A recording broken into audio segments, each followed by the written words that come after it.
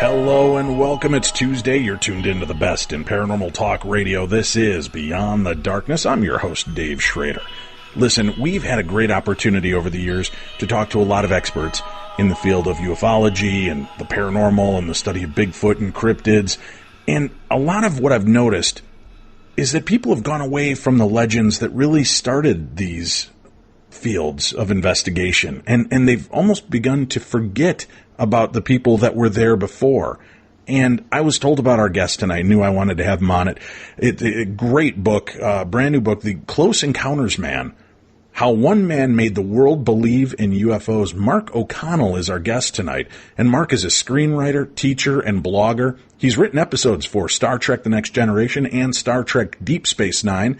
And he has developed feature film projects with major studios, including Walt Disney and DreamWorks Animation. He's also the founder of the UFO blog High Strangeness. He lives in Wisconsin with his wife, Monica, and teaches screenwriting at DePaul University in Chicago. He is here this evening to talk to us about a true legend in the field of ufology. Thank you so much for joining us tonight, Mark.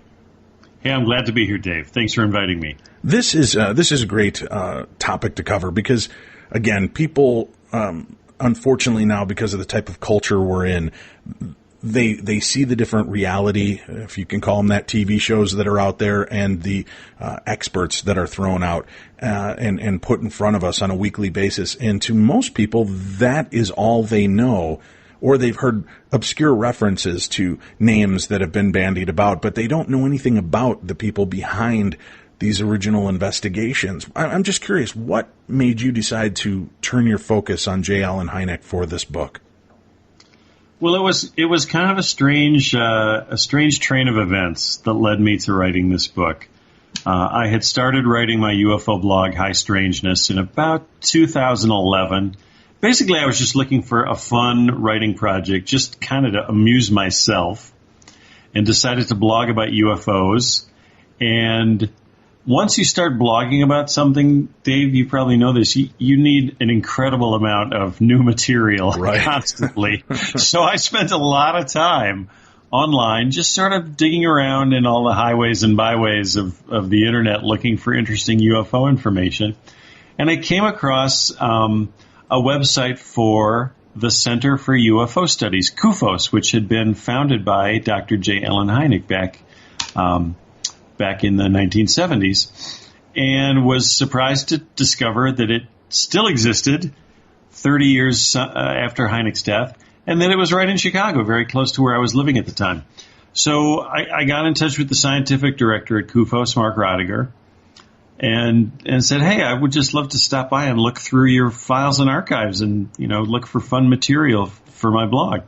So he invited me over, and one visit became 2 visits and 3, and After I'd been there a couple of times, one day Mark said, we've always been interested in finding someone to write the definitive account of Dr. Hynek's career. And I said, me, please, pick me. So he said, if you're interested, give it a shot. So he said, here's all the info. The Hynek's archives from his UFO hunting career are largely stored in a couple of people's basements in Chicago, I'm sad to say. So no kidding. Yeah, it's really tragic, and I would love to be able to do something about it someday. But I mean, it's not that the files aren't being taken care of. There's a very dedicated group of volunteers, sort of the CUFOS skeleton crew, who still take very, very good care of this material. But it is stored in their basements, and in one case, an attic. So it's not ideal storage conditions. But once I started looking through the files and seeing the kind of material they had, I just realized this book was going to be so much fun. Hynek was so much more interesting and multifaceted than I had ever dreamed of. And here I had all this material at my fingertips, and basically Mark Rodiger was saying, go for it. Dig into anything you want to dig into. It's all yours. So that's how it all began.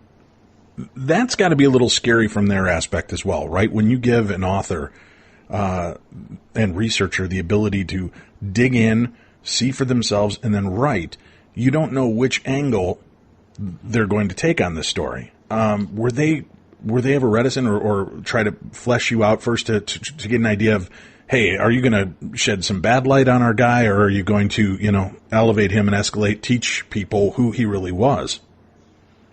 Wow. That is the first time anyone has ever asked me that question, and it's such a good question. And I'm happy to say that Mark Radiger and I really had a pretty good, trusting relationship, even after just a few of my visits to his home to look through the material. And he never once tried to steer me in any direction. He never once questioned the approach I was going to take. He never once, tried to, correct me or push back against anything I was trying to do. He would always say, look, it's your book. It's your book. You tell the story you want to tell. Do it the way you want to do it. And that's pretty amazing. 'Cause you're right. From his viewpoint, I'm sure to a certain degree, he was taking a risk. And honestly, I don't know if Mark has read the book yet, so I don't know how he feels about it. I hope he feels that his faith in me was justified. All right. Talk to us a little bit about J. Allen Hynek. And, was this a Steven Spielberg-y kind of kid who was always casting his eyes to the skies and looking for something to flash back? Or was he a grounded, science-based type of individual? Well, he was both of those things, but he wasn't always both of those things at the same time. Family lore is that when he was about 5 days old, his parents took him up on the roof of their West Side Chicago home to bask in the light of Halley's Comet, which was appearing in the sky at that time. That was in 1910. And when he was about 8 years old, he came down with scarlet fever and was bedridden for weeks. And his poor, desperate mom was just not only reading every book in the house to him, but borrowing books from neighbors to read to him to keep him from driving the whole family nuts, apparently. And one of those books was an astronomy textbook. So according to Hynek, that was when he first really became fascinated with science and with the stars, and that love just grew. And by the time he entered college at the University of Chicago, he had decided on a career as a scientist. And then he sort of goes through this transition because he goes on and gets his PhD in astrophysics at the University of Chicago. And his first real job is as a teacher, a professor at Ohio Wesleyan University and the Ohio State University. So suddenly he's an academic and he's in charge of shaping young minds, and he sort of has to leave that sort of mystic spiritual approach to science by the wayside. He has to, he basically has to be serious and factual because he's working in this environment now where he's training young scientists, actually. So, so he played both roles really well. When he was younger, he was into the more mystical side of things. When he was older, he became much more serious and sober. But then in later years, when he was approaching death, that spiritual side of things kind of came back around and rose up again in his life. Can you give us an understanding? An astrophysicist. It sounds fancy and it sounds really great. What exactly is that study? What exactly was he involved in that kind of science? Well, his first love, and I would say probably it was always his favorite field of study, was studying the spectrum of starlight. Right around the time he was beginning his career, the science of spectroscopy had become a pretty important part of the study of the cosmos. And it was simply meant that for the first time ever, using a spectroscope, an astronomer could sort of break apart the light emitted by a star or a heavenly body and analyze that light and determine what it was made of, what its temperature was. And by doing that, you could tell sort of the chemical makeup of the star that was emitting that light. Hynek was just fascinated by this. And so that was when he first began as a professional astronomer, both researching and teaching, that was his field of speciality. He was fascinated by studying the light emitted by stars. Was he ever, I don't know, as you kind of go through his research and read everything that he shared, did he ever allude to the fact that he believed that there might be something beyond our planet, that there might be life out there in the universe? Well, not at first. It took him a while, and that's one of the key points of Hynek's life, is that he did come around, but it took quite a while. One of his first public lectures that I was able to find notes from while I was doing my research took place shortly after he had gotten his first professional teaching job in Ohio, and he gave a science lecture, I believe, at the local library, and he basically scolded his audience about believing in things like astrology and fortune telling, and having silly beliefs that the movements of the stars in the heavens could somehow influence our lives. So he came right out of the gate as a teacher, just basically poo-pooing any kind of view of the cosmos that didn't stick strictly to the facts. It wasn't until much, much later in his career, when he had actually spent several years investigating UFO reports, that he started to think in terms of, what else might be out there in the stars? What sorts of life forms might be out there in the stars? Can you give us a time frame when he was doing all of his studying and became a professor? What years are we talking about? He became a professor in 1935. And it wasn't until the late 40s, so it was about 13 years after he started his teaching career. So he's pretty well established in academia. Right. And he's rising up through the ranks at Ohio State and at Ohio Wesleyan. He goes from becoming an associate professor to an assistant professor and then a full professor. So this sort of carries him through into the late 40s, into 1947, when the modern UFO era begins with Kenneth Arnold's sighting of his famous flying saucers flying around the Cascade Mountains in the Pacific Northwest. So Hynek's, for those first 13 years of his career, he's just a pretty straight, sober, serious astronomer. He's studying the spectra of stars, and he's teaching college kids during the day while he's peering through his telescope at night. It's not until the late 40s when, again, the modern era of UFO sightings began that whole field of inquiry entered into Hynek's life, and he, over time became really fascinated with it. All right. Well, how do you go from being an astrophysicist and an astronomer to suddenly investigating claims of flying saucers and UFO activity? And for a guy who was so pragmatic, did it drive him nuts that he was being tapped to do this? Yeah, it is. It does seem like kind of a leap, I know. The way it played out was during World War II, Hynek had been recruited. Well, basically every scientist in the country had been recruited by the military in World War II to do weapons research and military research. And Hynek ended up during World War II working at Johns Hopkins in Maryland, helping to develop the proximity fuse, which was a fuse that could be installed in the nose cone of a warhead or a shell that would send out radio waves ahead of the missile or ahead of the warhead, and those radio waves would bounce back, and the proximity fuse could tell from the bounce back how close it was to the target.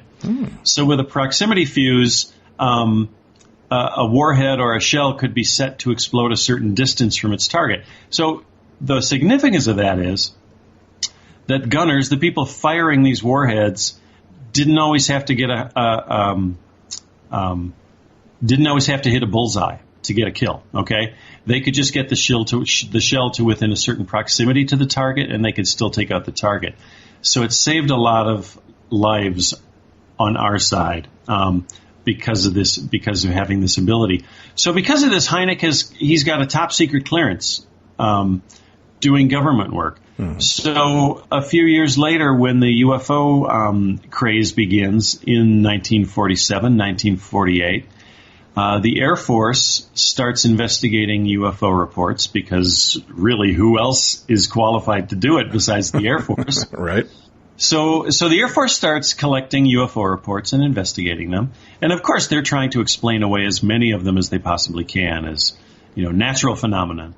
Well, that was all well and good, but it didn't take long for them to realize that they needed a scientific figure to validate their findings. Okay, they needed to recruit a scientist, specifically an astronomer, who could back them up, who could look at all these UFO reports and say, oh yeah, this one was obviously a mistaken identity of Venus or a comet or a meteor.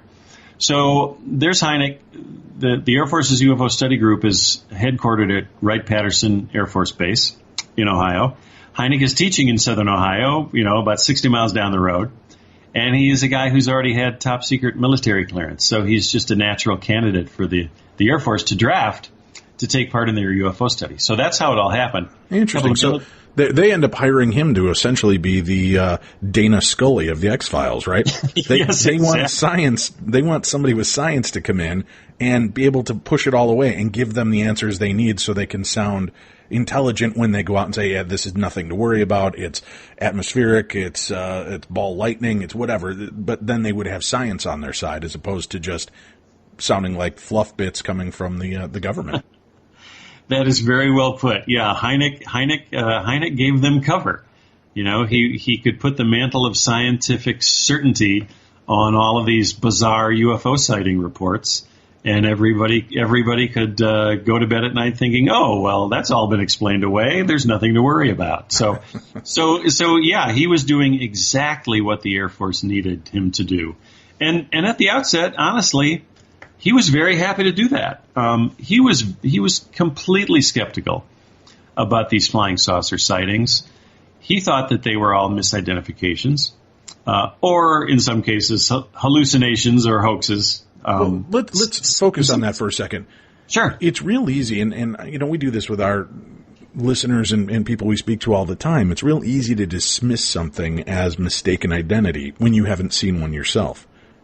How was he so confident that this was nothing but mistaken identity? Was he really involving himself at the start in investigating, or was he doing it more of a cursory pass, and this is probably what they saw, or this was going on. There was a lunar eclipse that night, and that might have caused this effect.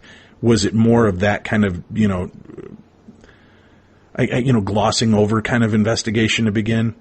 Oh, no. There was nothing casual or glossed over about the work he did. Even when he started out as a skeptic, okay. He took the job very seriously, and he put a lot of time and thought into interpreting these UFO reports. And he would read the witness's description. Well, I saw this light in the sky. It was in the northeast. It seemed to be about 500 feet up in the sky.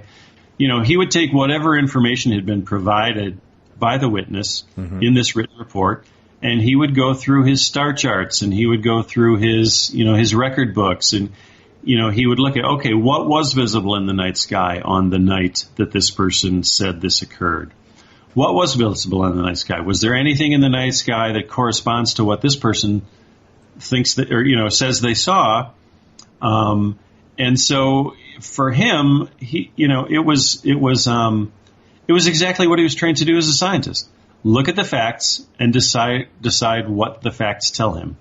And, in most cases, in about 80% of the cases that he looked at, it was very easy for him to, take the description, compare it to what he knew about what should be in the night sky, and deduce that, oh yes, in this case, this was clearly, the person was looking at Venus, or the person was looking at Jupiter, or a meteor. He took it very, very seriously, and all of his case analyses were based on very clear, factual information that he spelled out in great, great detail. He did not do anything lightly in his work. Doesn't that seem strange, though, Mark, when you look at the fact that some of these, and I'm not putting Hynek on trial right now, but I'm just saying, to kind of even look back at it from some of the aspects, to dismiss a saucer or flying craft as a planet, how do we make that mistake? Because a planet is just sitting in the sky, twinkling, flickering, bright, whatever it may be. I've skywatched all the time. It's not like Venus is up there bouncing around back and forth, right? We're not watching it in some kind of elliptical turn. It's just hovering there. How would people mistake a flying saucer for a stationary planet? Well, I mean, you're right. Venus just sits there from one frame of reference, but if you watch Venus for a while and you go inside and you come back outside 10 minutes later, Venus has changed position. It actually moves through the sky at a fairly good clip when it's visible. So, there are definitely ways to tell. I should also mention that prior to his work on the UFO study with the Air Force, he had also done a lot of research work, and again, paid for by the Air Force, in which he studied how stars twinkle, which sounds kind of ridiculous when you first hear it.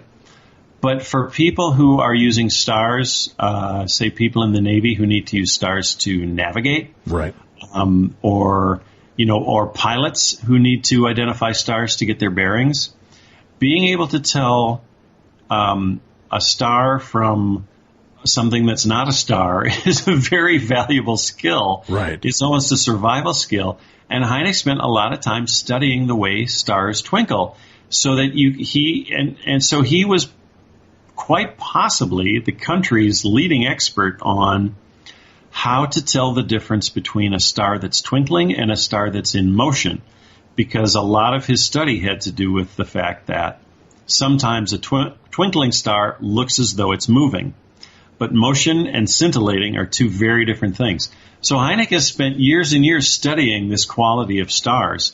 So in reality, there's really nobody better to be able to say this little shiny thing in the sky is not what you think it was. I can tell you for a fact what it was, because I've spent the last 15 years studying stuff in earnest for the Air Force. So that's how he came to it. And that's great, right? Because again, this isn't just the musings of military or law enforcement or, Joe Hunyuk. This was a guy who studied the stars, knew what they were doing, understood the principles and properties of how they worked. So that is why his work and his transition in this work is so important. Yeah. Fascinating stuff. So he's skeptical. He's looking into these things to dismiss them with science. What happens when the Kenneth Arnold case breaks and he starts to review that? Is it easy to dismiss? I mean, now we're not talking about somebody who's on the ground looking up at the sky and may be misinterpreting different celestial bodies or craft that may be up there. Now we're talking about a pilot and a guy who knows the skies as well and is an aviator, and he is witnessing something, and maybe you can walk us through that part of the story as well.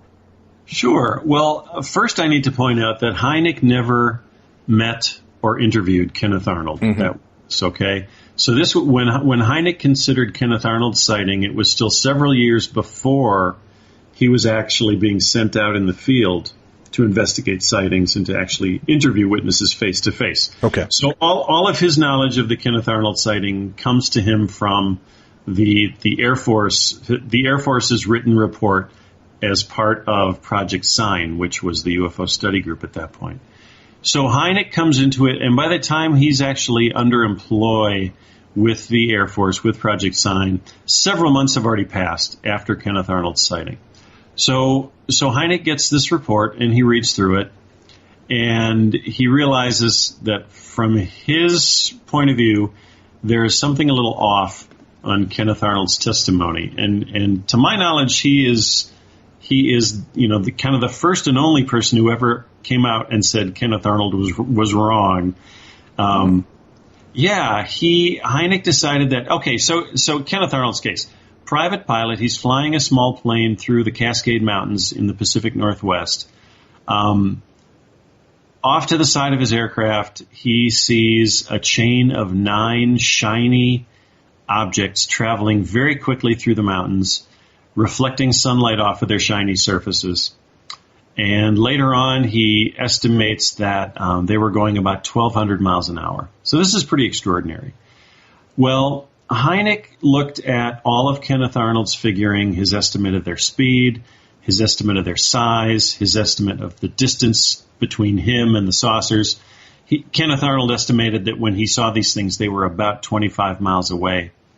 So Hynek, who is very good at the properties of how light is transmitted because of his work in astronomy, he looks at all these facts and figures and he says, I don't think for Kenneth Arnold to see the reflections that he has described off of the shiny surfaces of these craft, I don't think they could have been 25 miles away. They must have been much closer.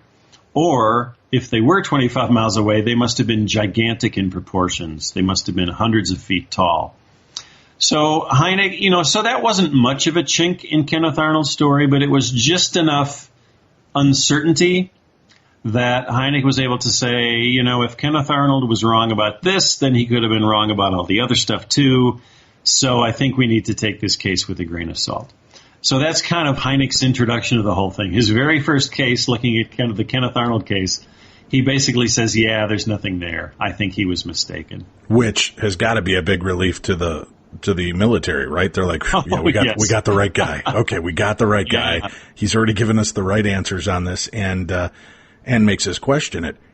That's great. So they're getting exactly what they paid for with this deal. Oh, yeah. He reexamines these files. What was the military's take? Did he make any mention, or did they just collect the data and not judge one way or another on what it was that these people were seeing or experiencing? Well, Hynek, in the initial stages, Hynek's contact with the military people was pretty limited. Basically, he would get a stack of paper reports on his desk, and he would go through them one by one and, mark off Venus, comet, whatever his case disposition was, and then just send that paperwork back to the Air Force. So he didn't really work a whole lot with them face to face in the first phase of his career. So, but what was interesting though was during those first months while Hynek was working for them, the Air Force personnel working on Project Sign, several of them were really starting to suspect that these flying saucers actually were extraterrestrial spacecraft. And some of these people on Project Sign put together what they called the estimate of the situation, in which they very seriously considered the possibility that we were being monitored by some craft from another planet. And they were dead serious about it. These are Air Force officers who have looked at all the data and they've said, yeah, this is something from outer space. We need to study this. So they write this estimate of the situation. They send it up, all the way up to the Air Force Chief of Staff, who just rejects it outright. He says, no, you haven't shown me any evidence that indicates that this is possible. So I'm just going to, we're just going to throw this report in the trash, which is essentially what they did. The funny thing is, by the time this report is drawn up and sent upstairs, Hynek has already left the project. He was only under contract for a couple of months until he'd looked through his stack of papers and checked off, his explanations on all of these paper case files. When he sent that last pile of files back to Wright-Patterson Air Force, that was the end. He had nothing to do with UFOs anymore. So he actually was not involved with that estimate of the situation, which to me is one of the huge ironies.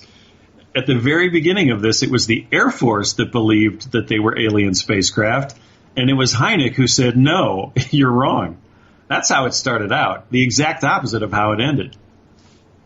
That's unbelievable, right? I mean, again, he's giving this scientific look and approach. Did he weigh in on the Roswell incident at all? Or because the government had already taken care of that? I'm trying to be politically correct here. Mm-hmm. Did they cover it up? Did they, deal? But they had already kind of given their results on what they believe happened and what had gone on. Did Hynek ever get a chance to review the Roswell incident? I don't know that he ever did, actually, but I do know that his if he had the chance, he might have avoided it. He was not very excited about saucer crash stories. He thought they were pretty preposterous, to be honest, and he never wanted to have anything to do with them. And part of that was because if you start talking about a saucer crash incident, then you're making an assumption that there was a solid manufactured, what we call a nuts and bolts object that actually crashed to Earth. And Hynek was never comfortable with that. He didn't know if they were made of metal or alien alloy. He didn't know if they were manufactured by aliens or manufactured by anyone, and he would not take any stand on that without data that would prove it. So Hynek was always very careful of saucer crash stories, very leery of them. He always maintained his distance. And Roswell, in fact, I'll tell you a story. So Mark Rodiger, who I mentioned, the scientific director of the Center for UFO Studies, at one point when I was preparing the book, I mentioned to him, I said, yeah, I don't think I'm going to mention Roswell much at all in the book because it doesn't seem to have been really a factor in Dr. Hynek's thinking or in his career. And Mark said, oh, you know what? You don't need to mention it at all. And I was kind of surprised by that. And he said, oh yeah, you're right. It never was a factor in Dr. Hynek's thinking or in his research. So he said, I don't think you need to mention it at all. Well, I did end up mentioning it briefly. I don't think you can write a UFO book and just not mention Roswell at all. But yeah, very clearly there was not a whole lot of interest there in that type of story. Was he fascinated by certain aspects of the stories more than others? Was he more interested in why people believed they were seeing craft from outer space? Well, that definitely became a part of his thinking process. But it didn't happen until 1952, about 3 years after he had first gotten involved with the Air Force's Project Sign. As I mentioned, he did his work for Project Sign, turned in his report, and then went back to teaching and kind of forgot all about UFOs. Well, 3 years later, UFOs are still a problem for the Air Force, and they come back to Hynek and say, hey, would you come back to work for us? We still have this problem. And at that point, Hynek thought, wait a minute, what? You're still getting UFO reports? How's that possible? He really seriously thought that those reports would be, he thought the UFO craze would have died out, long before 1952. But here he is in 1952, and the Air Force is knocking on his door again saying, hey, would you please look at these cases? Well, so Hynek went back to work for the Air Force at this point, and now the project was called Project Blue Book. But here's what's interesting. About a year or so into this, Hynek gets his first chance to, instead of just look at a paper report on his desk, he gets his first chance to actually travel out into the field, namely to Black Hawk, South Dakota, and Bismarck, North Dakota, to investigate a mass sighting that took place in both of those states on the same night, apparently related sightings. So for the first time ever, in 1953, this is now, Hynek is actually in the field, talking face-to-face with UFO witnesses, really starting to understand what the experience was like for them and how they responded to it. So that was when, as you mentioned, the whole aspect of, understanding how a UFO witness thinks, how they try to describe things. That suddenly became a very big factor in Hynek's thinking, but only after he started being sent out into the field. Now, 52, there was a pretty huge sighting. I mean, everybody always talks about the fact if there's aliens, why don't they land on the White House lawn? There was a pretty big flap of alien eyewitnesses, these craft that actually hovered over Washington, D.C., and it was actually featured in Life magazine. Did Hynek get to weigh in on that? Did he ever see and review that experience as well? Well, that took place. What you're referring to is what they call the Washington merry-go-round, and it's a pretty amazing story, and it's still unexplained. It's still unexplained, literally. No one has ever been able to come up with any sort of explanation for what was in the sky over Washington, D.C. those 2 weekends. Hynek didn't directly investigate it, though, because that was sort of when it took place just about the same time that he was being brought back into the fold to go back to work for the Air Force. Okay?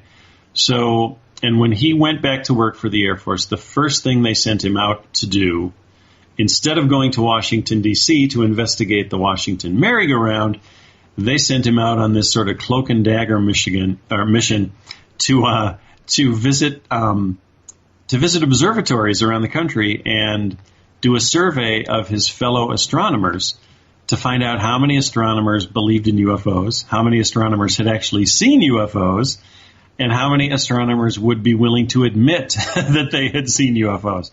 So he never really got a chance to dig into the Washington sightings. Now, isn't that an interesting aspect? Because you would think you're bringing on this guy who you want to debunk and give you answers, and here you've got one of the most unbelievable eyewitnessed events in UFO history at that time, and they're going to send him off to do something else. I mean, conspiratorially, if you look at it, that would certainly seem like, let's keep him away from this story and put him off in this direction instead. Oh, yeah, absolutely. And in fact, the Air Force treated Hynek's boss the same way. Edward Ruppelt, who was the project chief at Project Blue Book at the time, Ruppelt was actually in Washington, D.C. when the Washington, D.C. sightings happened, and he was kept away from investigating, okay? He wasn't given a staff car. He wasn't given funds to hire alternative transportation. And ultimately, they said, if you don't get your ass back to Wright-Patterson tonight, we're going to declare you AWOL. So for some bizarre reason, Air Force brass was so freaked out about these sightings over Washington, D.C. And I think also taking a lot of pressure from the CIA, who was also freaking out over this, that I don't know if it was so much that they just didn't want Hynek looking into it. I think it was maybe more of an embarrassment thing. They just really wanted to explain this thing away as quickly and quietly as they could, so that they could, stamp out the public panic. And basically, they ended up, instead of having Hynek or his boss investigate the Washington sightings, they just called a really hasty press conference, and they said, hey, nothing to be afraid of. These were all temperature inversions. They were weather inversions and optical illusions. That's all it was. Which is a ridiculous explanation, right. and yet the media fell for it, and that went down in the books as the official explanation. And meanwhile, there's Hynek out in South Dakota, not being able to look at any of the information. Let's take a break. When we come back, what did Hynek find out from his research when he was sent off? What did other astronomers think of the UFO flap? And we've got a lot to cover. The Close Encounters man, how one man made the world believe in UFOs. Mark O'Connell, our guest, as we talk about the fascinating J. Allen Hynek, and we'll continue that here on the best in paranormal talk radio. This is Beyond the Darkness.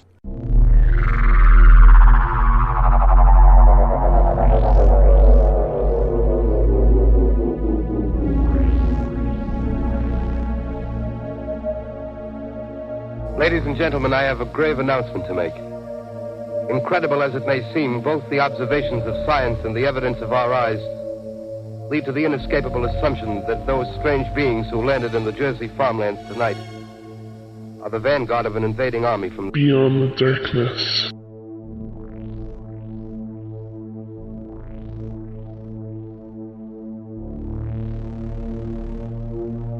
Well, hello, welcome back to the show. We hope everyone is out having a safe and happy 4th of July. If you're listening to it during the day, please be safe tonight. Remember to go out and enjoy, and do not drink and drive.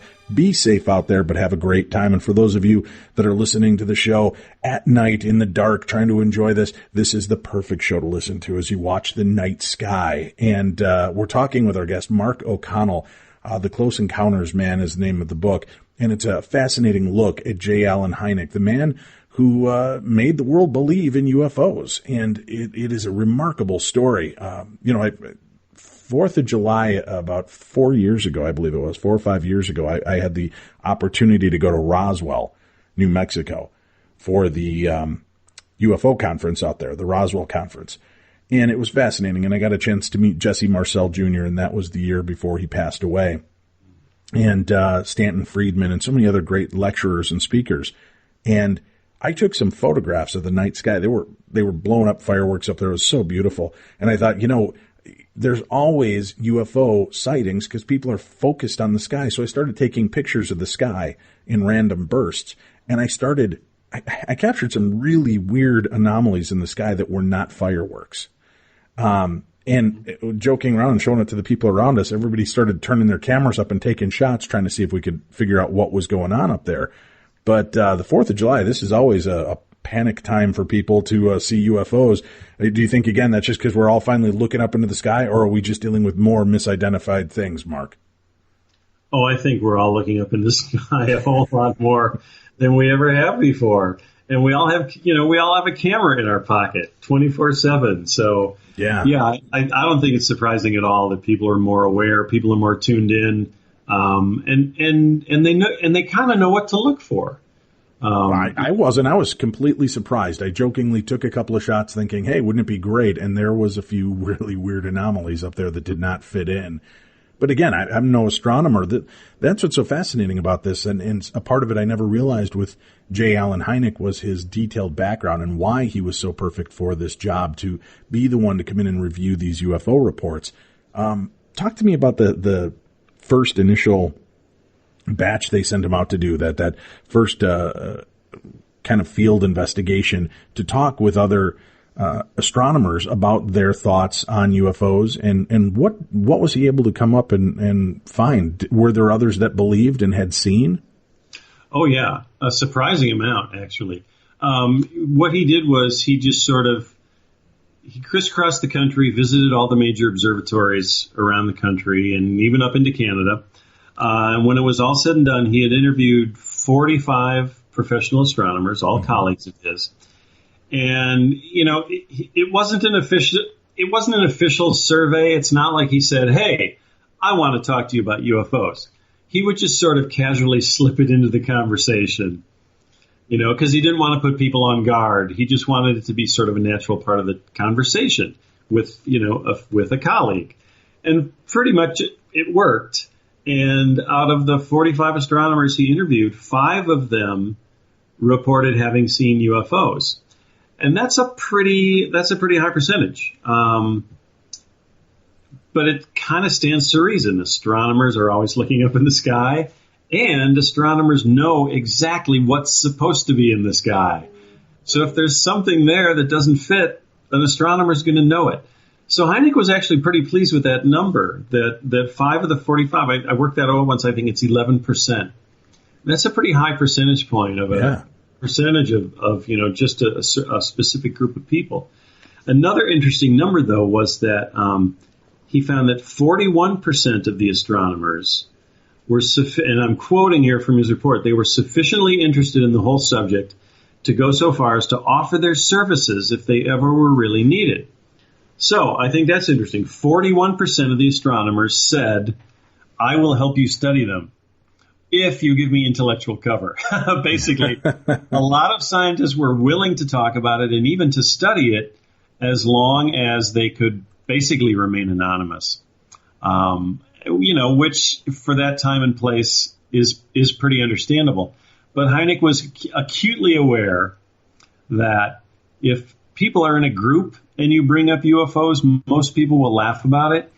But if you're just one-on-one with someone and you bring up the topic of UFOs, very often that person will get very serious and say, "Yeah, I've given that a lot of thought. I think there's something going on there." That's a great aspect. So this guy was hyper intelligent in many ways and really played his strengths with these other fellow astronomers to kind of get this information. Was he surprised? Did he mention that in his findings? Was he surprised by the type of information that they were giving him? From the astronomers? Yes. Oh, yeah, he was very much surprised. Was he disappointed? Did he feel like maybe they were misinterpreting things as well, or did that start to pique his interest into maybe there is more going on here? If these guys are doing this and they're trained to watch the skies and they're seeing anomalies that cannot be explained, maybe there's more to this. Well, there's a lot to what you're saying. Kind of the way I interpreted it was that when Hynek was talking to these 45 astronomers, in a way he was seeking out professional cover for his own thinking. He didn't come out publicly with any real official opinion about the UFO phenomenon until after he had talked with 45 astronomers.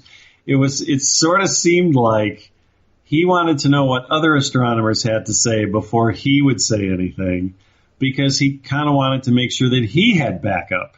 he wanted to make sure that there were at least some colleagues in his profession who wouldn't disagree with him, wouldn't make fun of him if he came out publicly, in favor of studying UFOs.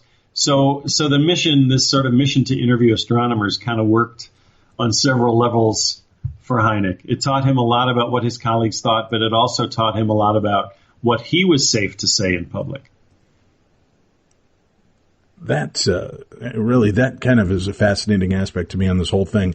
So he almost, you wonder if they hadn't sent him out to do this field investigation, would he have been a lifelong skeptic? Would he have been much harder to break through, or because he was starting to get notice that there was a little bit of a groundswell of interest in this, and that there was from his fellow scientists, I guess, not just the world at large and any random Joe, but people that he knew and respected and were also fascinated by this angle were coming forward. Do you think that helped to really kind of, get the gears moving for him?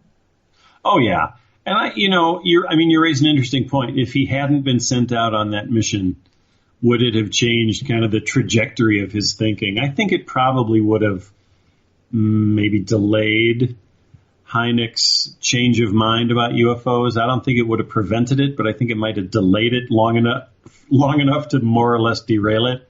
What was also going on at the same time was this. So I mentioned that he had been employed by the Air Force's Project Sign, to explain away as many of those cases as he could. And they were able to explain away about 80% of the UFO reports. About 20% remained that could not be explained. Well, initially Hynek thought, well, that's no big deal. 80% is really pretty good. I think I'm doing pretty well here. Right. The other 20%, given enough time and resources to really investigate them properly, we could probably explain the other 20% away too. Well, 3 years later, when the Air Force comes back to him and says, hey, would you like to work for us again? And he starts looking through the latest bunch of files and he realizes, oh my gosh, not only has this UFO craze not died down, but there are still 20% of these reports that can't be explained. And when he saw that consistency of the 20% unexplained that had been continuing for 5 years now, that's what really got him to start thinking, maybe there's something to this. So he's already thinking along those lines. Then he goes out on this trip across the country to interview astronomers, and he's starting to hear from some of his colleagues that some of them are believers and have actually seen things. And that just sort of kickstarted his thinking, really. Okay. The idea now that there's something more, this 20%, this window that still remains open, is certainly alluring for people, right? All right, 80% dismissed. 20% is still a pretty big chunk of pie to be left with. Oh, yeah. It's an astonishing number of cases, and some of them are pretty crazy.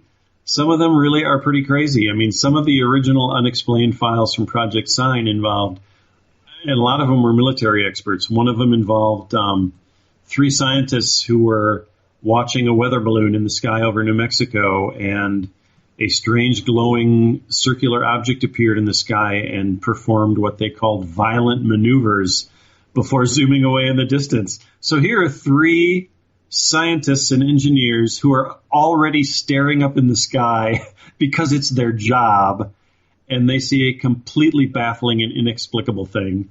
And because they're professionals who deal with this sort of thing day in and day out, you can't just discount their testimony and say, well, you saw a sunspot or something. Hynek couldn't find any explanation for what these people had seen. It was just completely baffling. And there were a lot of cases like that. Where does it really start to flip for Hynek to where this is nothing more than explainable scientific anomalies, to the fact that he now believes that we are dealing with craft of unknown origin? Well, as I said, when he was brought back into the fold with the Air Force in Project Blue Book in 1952, and when he went through that first batch of sighting reports and saw that there were still 20% unexplained, that's what started his thinking. That's what started him That's what got him started changing his mind. I guess I'll put it that way. And that was really the beginning of a long, drawn out process. And case by case, he would just become a little more convinced. I mentioned before this case in South Dakota and North Dakota, which was his first field experience where he actually went out to the site of the incident, interviewed the witnesses face to face. And this was a long trip because he had several people to interview in South Dakota, several people in North Dakota. He had a lot of data to look over. And he comes out of that case report questioning his boss's judgment and saying, really for the first time, saying, I'm not really comfortable with my analysis of this case because I can't really come up with a good explanation. A lot of the witnesses I thought were unreliable, but there were a couple of key witnesses who I found very, very credible, and I can't just discount what they said they saw. And it included, it was mostly the people in North Dakota that he found so impressive and he found so believable. And their story was kind of interesting. The North Dakota people, these are Air Force people, they'd been notified by people in South Dakota, hey, there's a strange light heading your way. Keep your eyes on the skies. So they're watching the skies, and sure enough, they see this strange, brilliant object approaching from the south. And at one point, there were 3 brilliant objects floating around in the sky, and this very strange thing happened. Out of nowhere, a military transport plane comes flying through the sky, and the Air Force people on the ground radio the plane and say, hey, keep your eyes peeled. There are 3 strange things in the sky near your plane. Well, while our ground observers are watching these 3 lights near the airplane, they see a sort of a flashing signal pass from one light to the other in a rhythmic pattern. Every couple of minutes, it happens again. It almost seems as though these 3 shining objects in the sky were sort of signaling back and forth to each other, something about this army plane that was flying past. And that's very weird. Hynek absolutely could not explain that. And it was seen by multiple witnesses. Several people told the same story. Yes, it looked like a signal flasher on a ship at sea, and nobody could understand what caused it or what it meant. The idea that so many people from so many walks of life are continuing to see these things and be eyewitnesses, was it staggering to him that there were also military and aviators and law enforcement that were witnessing this? Because I would think that would make it even more intriguing for him to keep this investigation alive. Oh, yeah, absolutely. You're right. There were so many professionals. There were so many pilots and radar operators and control tower personnel and ground crew personnel, people who know aircraft inside and out. And so many of these people were witnesses in UFO sightings. It really made a huge impression on Hynek. And it would always sort of amuse him and annoy him later on in life, in his career, when he would always hear people talk about, well, only screwballs, only nutballs file UFO reports. And he would just shake his head and say, no, that is so not true. So I could give you the names of hundreds of military pilots and military officers and radar operators who have seen incredibly strange things that they can't explain, and that I can't explain either. All right. Was there, as he's going through this, were there any cases that started to turn him to the point where he believed, hey, this is something extraordinary. This is something far beyond any of these other eyewitness accounts. And you just talked about the one where they're signaling back and forth and doing this.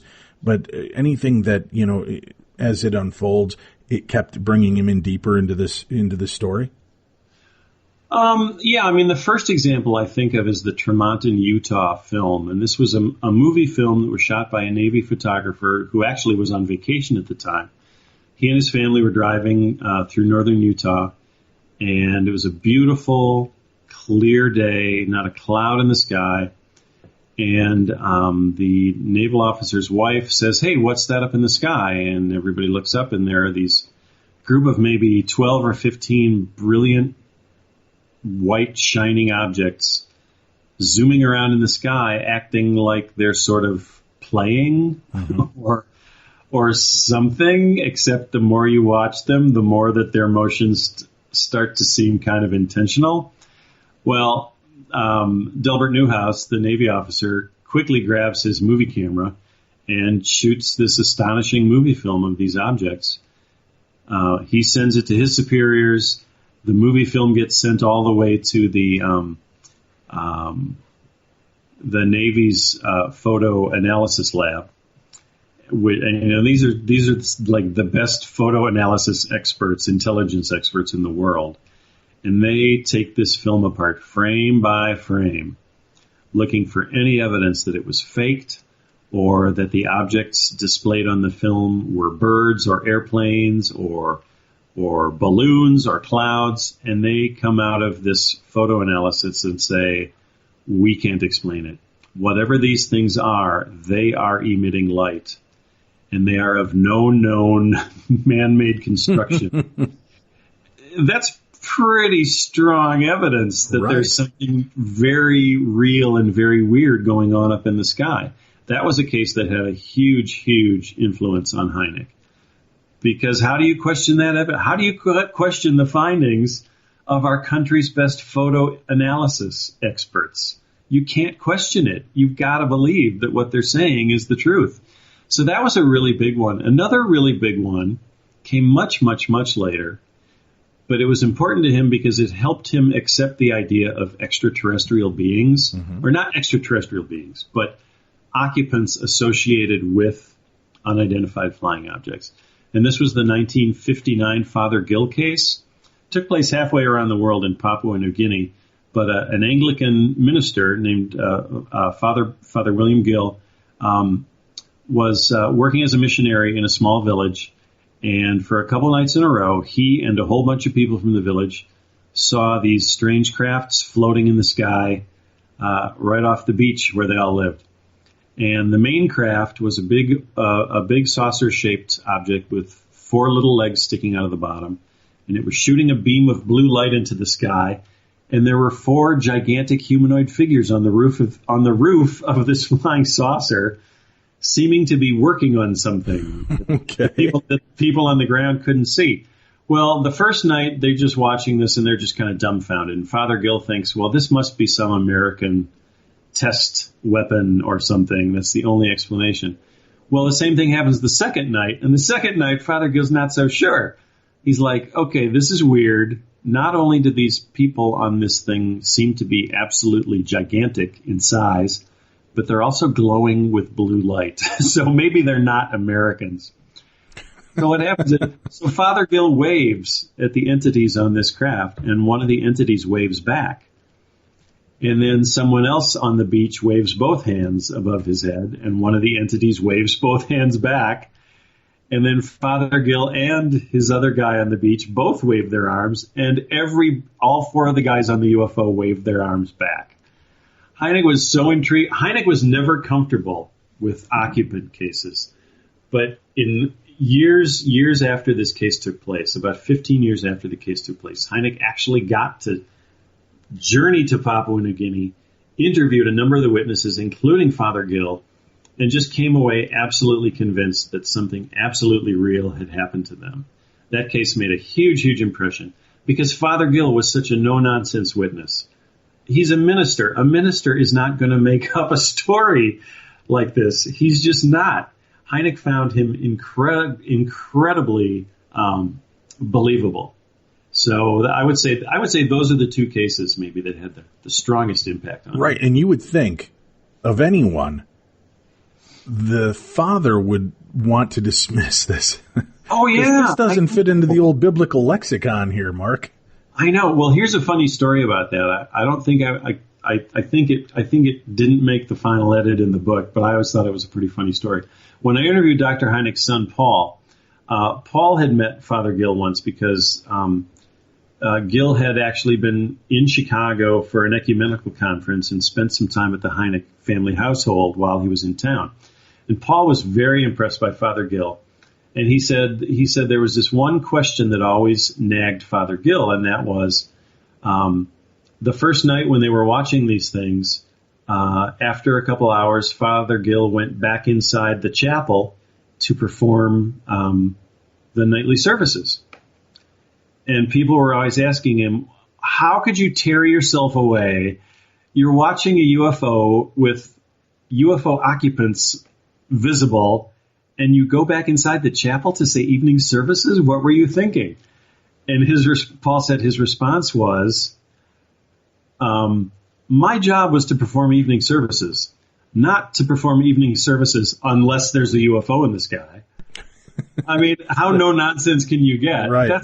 That's a pretty good witness right there. Did he ever talk about the fact, how did that shake his paradigm of believing? Did you get any information on that?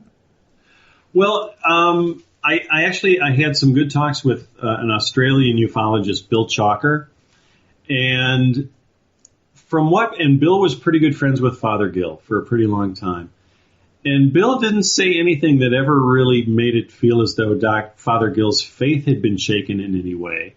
As I mentioned, at first he thought, well, it's obviously the Americans. By the second night, and then it happened again a third night, but there were no occupants visible on the third night.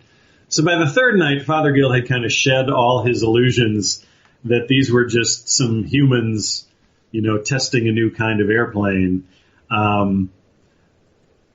But from everything I know and from what Bill told me, he was never willing to actually go so far as to say, I think these were extraterrestrials, or, or to really offer any opinion of what they were. I think Father Gill was just sort of like pretty baffled by the whole thing and pretty comfortable with the idea that it was a mystery he was never going to be able to solve, which honestly is sometimes the best way to approach a UFO case. Wow, that's an amazing story. Just fascinating. How does the government start to feel, and the military, about J. Allen Hynek as he starts turning this corner of consciousness, realizing that there's something more to these stories, and they're no longer maybe necessarily getting the pat on the head and, yep, it's a light anomaly. Yes, it's a refraction of light. No, it's a Venus in the sky. Are they starting to get upset with Hynek's work? Oh, yeah. There was a lot of discontent with Hynek speaking up too much. But there were some interesting factors, though, that came into play when all of that was happening.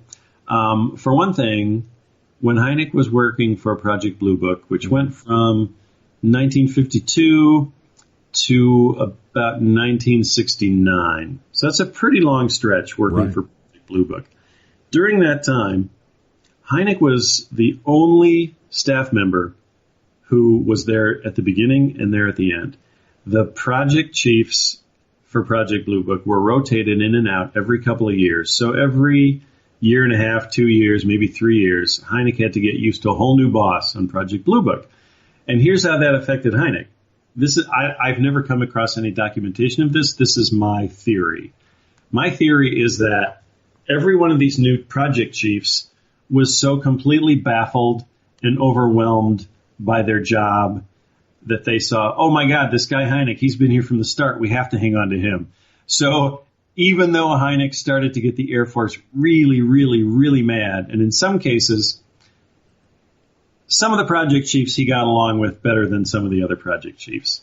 Some of them really got very, very angry with Hynek. But again, because Hynek was there from the beginning and he was like the one solid resource they had, my theory is that they were terrified of firing Hynek, because that meant this new project chief would be totally on his own, right, and would basically have to reinvent the whole thing, and nobody wanted to do that.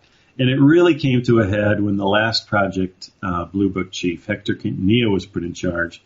And Quintanilla was very, very hostile to the UFO phenomenon in general. He was hostile towards UFO witnesses. He was hostile towards Hynek. He thought the whole thing was a joke and a waste of time, and he really resented that he had been given this position in the Air Force. It was not a badge of honor in the Air Force to be put in charge of Project Blue Book. So yeah, the Air Force would get very, very mad at Hynek, but they hung on to him because they needed him. How long does this continue? When they shut down Blue Book, what happens to Hynek and all of his research? Well, Hynek had been very clever. While he was at Blue Book, he made copies of a lot of records that all found their way back to his home in Evanston, Illinois. So Hynek had the foresight to kind of protect himself and to acquire as many records from Blue Book as he possibly could. He kind of one of the reasons. A lot of people question why Hynek stuck with Project Blue Book for so long when he was treated so badly by the military, and his reason was, if he left Project Blue Book, he would never have access to that wealth of information ever again. He didn't want to lose access to the Air Force's voluminous Project Blue Book files. So he stuck it out with the Air Force, working with very disagreeable bosses so that he could maintain his access to those records. But yeah, after Blue Book folded in 1969, well, even before then, because Quintanilla was so displeased with Hynek, Hynek's access to records and copying machines was slowly getting cut off bit by bit in the final days of Project Blue Book. So when Blue Book officially folded, Hynek had done a pretty good job of compiling his own stash of valuable UFO records. And you got to remember, he didn't need copies of all the records. He just needed copies of the 20% of the records that he felt were of true scientific interest. So that's how he managed to pull that off. But here's the other thing. In the final years of Project Blue Book, Hynek was also getting a great many UFO reports sent directly to him, not through Blue Book, but directly to him at his office at Northwestern University in Evanston. So that was But at this point, is the military disavowing those because they're not coming through proper channels? Oh, right, yeah. Military doesn't want to have anything to do with it. How ridiculous. What surprised you most about the research you did for this book? What did you really just kind of get blown away by? There were really two things, and they were things that I discovered right away in the process of researching the book. And they were two aspects of Hynek's life and his personality that I found really intriguing. We talked a little bit before about his spiritual side. I didn't go into that a whole lot, but in his student days, in high school and college, he was really interested in the teachings of certain mystics, especially a guy named Rudolf Steiner, who believed that there was a parallel dimension, something he called the supersensible realm, that we could enter at will if we can only develop the proper faculties. And Hynek was really interested in that kind of thinking in his younger days. But then, as I said, he gets his first job as a professor, and he has to play it straight, so he kind of buries those spiritual leanings in favor of, being a solid, dependable, trustworthy college professor. So that was the first thing that really intrigued me. It was that he had this balance of being fascinated by these mystical subjects, but at the same time, he was able to sort of leave that behind when he became a professional astronomer. And yet, the spiritual aspect always kept coming back time and again throughout his life. So that was a surprise to me. That was a really intriguing aspect of Hynek. What do you mean by when you say the spiritual aspect? Again, to kind of help the listeners understand better. I mean, when you think UFOs, spiritual does not always come to mind. Oh no, absolutely not.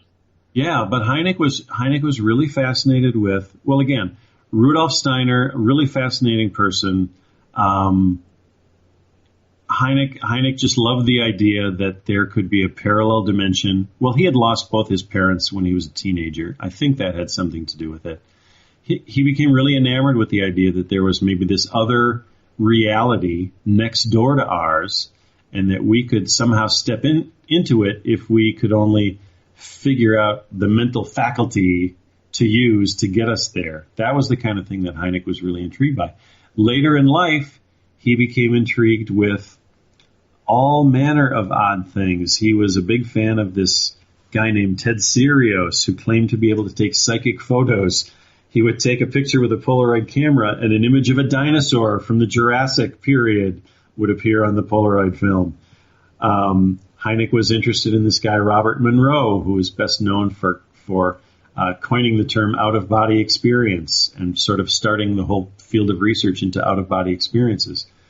So all these things were attractive to Hynek. It's not necessarily that he believed in all of these things, but he had fun thinking about them, He had fun thinking about them, and they sort of kept his mind loose and limber and I think helped him become a much better researcher and explainer of the UFO phenomenon. I think that had a big part of it. So that's what I mean by the spiritual side of things. What do you want people to really take away from the book? Well, I said in another interview that I wanted to write a UFO book that you don't have to hide from other people. And what I mean by that is I wanted to write a UFO book that I didn't set out to prove one thing or another or to disprove one thing or another. I wanted to tell the story of the UFO phenomenon through the eyes of the person who I think understood it the best. And that's the message I hope gets through. That's the story that I wanted to tell, and that's what I hope people will pick up from it. Is that you don't just have to always have that knee-jerk reaction of making fun of UFOs. Right. We are way beyond that. When 36 million people tune in to watch the X-Files every week, I think we are way beyond a place where we should be making fun of people who say they've seen a UFO. It's just... Well, just some of them. Just some of them. All right. But you get my point, though. Right. It's, I think, again, I just wanted people to be able to understand the UFO phenomenon, not as this weird crackpot thing, but I wanted them to experience it through the eyes of the witnesses and then through the eyes of Dr. Hynek as he investigated the UFO cases. That was my number one objective, and I hope I succeeded. Were there any cases that, as you looked at it through the eyes of 2016, 2017, you think maybe he missed the boat on this case or that case, or confused by the fact that he dismissed this one over that one? Any of that stand out to you? Well, yeah, I think one prime example would be this case that took place in northern Michigan in the late 1970s, I think 78. The Val Johnson sighting, a sheriff's deputy in northern Minnesota. He's out on patrol in the middle of the night, and he sees a bright light shining in some trees up ahead. And so he drives towards the light to try to see what it is. He thinks maybe that a small airplane got hung up in the trees or something. Well, suddenly this light accelerates directly towards his car, and for an instant the light is inside the car with him, and that's all he remembers. He wakes up 14 minutes later. There's something wrong with his vision. His head hurts. He's got a concussion. His car has skidded 90 degrees perpendicular to the direction of the road, and he has no idea what has happened. Well, it just so happened that this event occurred really when Hynek Center for UFO Studies in Chicago was really, really hitting its stride, and they investigated this case so well. Alan Hendry, the CUFOS's chief investigator, actually went to Minnesota, interviewed the witnesses, sent parts of the police car out to be examined. This amazes me. He said the police car had so much damage. One of the headlights was shattered. One of the roof lights was shattered and knocked off its mount. A couple of antennae had been folded neatly over 90 degrees. There were cracks in the windshield. Well, Alan Hendry actually had engineers from Ford Motor Company look over the car. He had engineers from the Corning Glass Company look at the deputy's eyeglasses. He had everything analyzed, in the most professional and thorough way possible, and nobody could explain it. The damage to the car could have been caused by flying road debris, okay? It could have been caused by flying gravel. But what made gravel fly up into the front of the car to shatter its windshield? How do you explain that?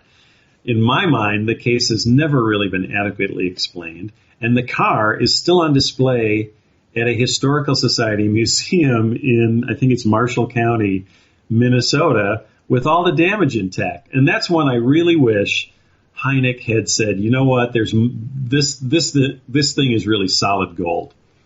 I wish Hynek had gone up to Minnesota and had that police car hauled back down to Chicago, and I think they should have taken it apart bit by bit and really analyzed it because you don't get opportunities like that very often. And the fact that that car is sitting in a historical society museum, I mean, it's kind of humorous. It kind of gives me a laugh, but at the same time, it kind of aggravates me because I feel like, Alan, why didn't you get that car?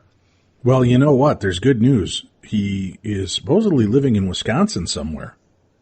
Oh, I know he is. Yeah. Well, John, have you reached out to him? Yeah. Well, I planned to, but as I was doing my research, I came across an interview he had done with Minnesota Public Radio in 2015. So very, very recent interview. Mm-hmm. And he made it very clear in the interview that he did not want to talk about it. And, you know, as a researcher, sometimes you just have to respect the fact that this gentleman has made it very clear in the media that he does not want to answer any more questions. He does not, you know, he doesn't deny that it happened. He doesn't like run away from it. He just says something very inexplicable happened to me. I don't know what it was. I can't explain it. And I'm perfectly happy with my mental health. So let's leave it at that. So having read that, I thought, you know what? It would be really crappy of me to track that guy down and ask him these questions all over again. Well, so, Mark, we've got him online. Let's talk to him. No, I'm just kidding. I wish we did. That'd be interesting. I wish. Yeah, you know, maybe that was the wrong call. I don't know, but it seemed like the right call to me at the time. Yeah, you know, I think they even did a twist with the season of Fargo. Yes, they did. Yeah, they did kind of an obscure reference to that yeah happening. Yeah, that's something. And you know, I'm ashamed. Here I am, a paranormal radio show host and investigator, right in my own backyard, and I've still not gone out to see this car.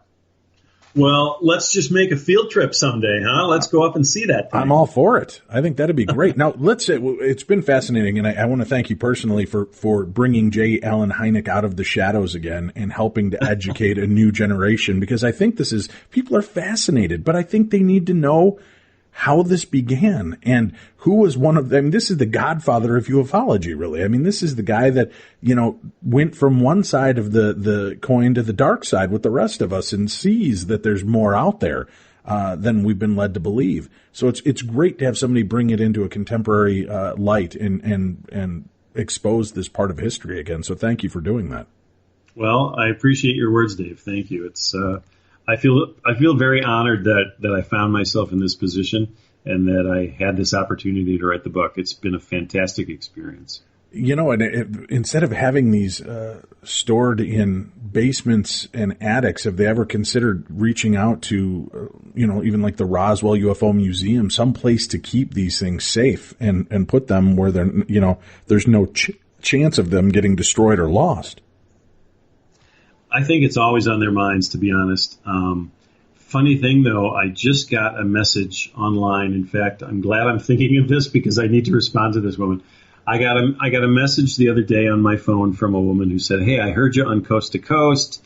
I'm a legal archivist, and I would love to volunteer my services to help get all those files archived and digitized and safely stored." And I was just amazed by that. What a weird connection to make. Don't do it, Mark. Don't do it. She's part of the Black Ops. She's going to erase it all, and then you're going to vanish, man. You should know this by now. This is the X-Files happening in front of your eyes. Yeah, but, you know, you just have to accept that risk, Dave. It could happen to any one of us anytime. I agree. Can we talk about kind of a fun aspect of your life? I mean, this is something that intrigues me as well. So you've written episodes of Star Trek The Next Generation and Star Trek Deep Space Nine. Have you had a fascination with UFOs and sci-fi your whole life, or how did that come around? Oh, yeah, I've been fascinated all my life. My earliest conscious memory, believe it or not, I was born in 1960. So when I was about 3 years old, a new science fiction show premiered on ABC TV. It was called The Outer Limits. And it was a very scary show at the time. Right. And I have this vivid memory of being downstairs in my family room with my mom. And for some weird reason that I will never understand, my mom wanted to watch The Outer Limits. So we're watching The Outer Limits. All of a sudden, this absolutely terrifying, glowing white alien appears on my TV screen, and my little 3-year-old brain could not handle it. I was terrified. I ran upstairs and hid until that show was over. and I've been fascinated and scared of UFOs and aliens all my life. And I'm sure that's why. It's because of watching The Outer Limits. Well, tell me about writing for Star Trek. How many episodes of Next Gen and Deep Space Nine did you do? Well, 1 episode of Next Generation, 4 episodes of Deep Space Nine. The sad thing is, the episode of Next Generation, I did not get my name in the credits. And it's kind of a goofy story. I had been pitching story ideas to producers of Next Generation for a pretty long time without making any sales. But then one day I pitched an idea, and the producer kind of liked it, and he said, well, I'll take this upstairs and I'll let you know what the other guys think. Well, 2 weeks later, I got a call back from the producer, Brandon Braga, and he's saying, okay, Mark, I have a proposition for you. He's like, we just had this week's screenplay thrown in the garbage. Our boss rejected the script. Wow. But we have to shoot a show in 8 days, and we need a script. We need a script basically overnight. Okay. We want to use your idea. We love your idea from your story, but there's no time to hire you to write the script. So, with your permission, Brandon said, we would like to buy your story concept, 1 sentence long story concept, and then we will write the script.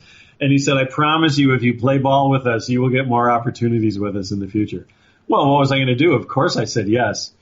But the problem was that the Writers Guild does not have a category for a story concept. So there was no way for me to get my name in the credits. It wasn't kosher. Oh, what a to bummer. say story concept by. So I didn't get my name in the credits. Brandon Braga got the writing credit. It turned out to be a great episode. It's called Timescape. But he was true to his word, because 6 weeks later I made my first sale to Deep Space Nine, and I was able to do the story and the script for that episode. So it all worked out pretty nicely in the end.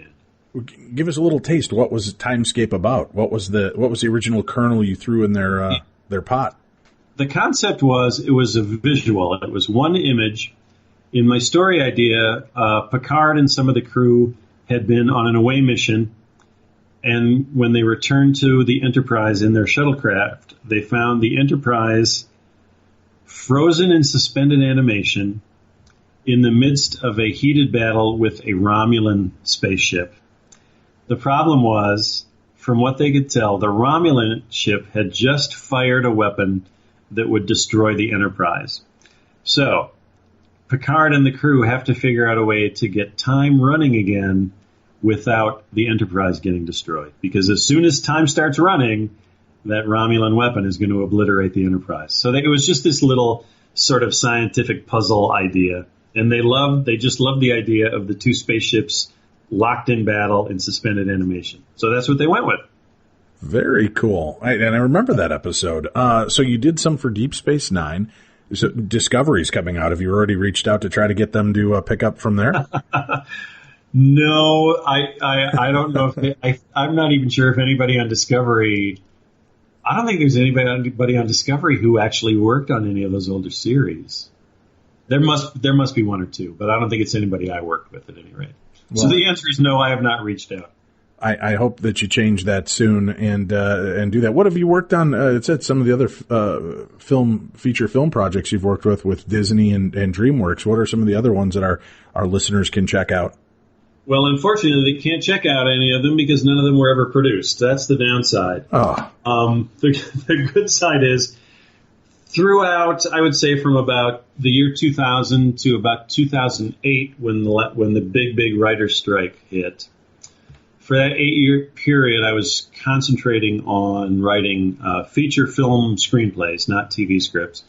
And I was lucky enough to have several of my scripts optioned and put in development at a couple different studios. So one of them, in fact, the one that came closest to actually happening was a script that was going to be set up at Disney back in 2006 with Bill Paxton directing. And unfortunately, as you know, Bill Paxton passed away not long ago. But yeah, for a while there, it was really a fun adventure because I was on the phone with Bill Paxton like every couple of weeks, and he would be giving me progress reports on how the deal was developing with Disney, and that was pretty exciting for a while. Unfortunately, Bill had just directed a film for Disney called The Greatest Game Ever Played, and that film kind of flopped. And so Bill wasn't able to do a follow-up at Disney, so that project died, unfortunately. But it was when they option it, does that mean that there's only a certain amount of time? Do they say, okay, Mark, we're going to buy that story for the next 6 years, and if we don't use it, you can have it back? Or once you've sold it to them, they have the rights in perpetuity? No, you were right the first time. It's a temporary assignment of rights, but it's usually for only 6 months to a year. Well, that's pretty exciting. Is that kind of weird, though, to write in, these scripts are like your children, these ideas, and send them out, and people are all excited, and then they get pushed aside? Is that weird, or is it just exciting to get people interested to begin with that even want to option and pay you something for these scripts? It's pretty exciting to get people interested in the first place. I got to tell you, nothing can compare. It's the ultimate excitement. It's like when I sold the book to HarperCollins. It's just an amazing feeling. Well, that's fantastic. The Close Encounters Man, How One Man Made the World Believe in UFOs. Mark O'Connell, our guest. We'll have a link up for the book and for his website as well so that you can follow along and keep up with that. Mark, thank you so much for spending some time with us this evening. Thanks, Dave. It's been a lot of fun. It's been a pleasure. We thank you so much, and we thank you all for tuning in and being a part of our world. Hey, it's Tuesday. That means it's True Crime Tuesday. Don't forget to subscribe. If you haven't done it already, you've got to check it out. True Crime Tuesday delivered to you every Tuesday, 90 to 120 minutes long, as we explore the strange aspects of some of the most frightening and bizarre cases in the world. And then, of course, we wrap it up with some dumb crimes and stupid criminals. So you can subscribe by going to darknessradio.com and clicking on the True Crime banner, and you'll be able to subscribe for that right now. Please do that and enjoy tonight's brand new episode of the best in True Crime Talk Radio with True Crime Tuesday. And remember, when you subscribe, you can listen any day of the week, and you'll have access to all of the past episodes that we've got up there going back into April. So go check that out. Sign up for it now, darknessradio.com. Click on the True Crime Tuesday banner. That's it. We'll be back with you tomorrow for more of the best in paranormal talk radio. This is Beyond the Darkness.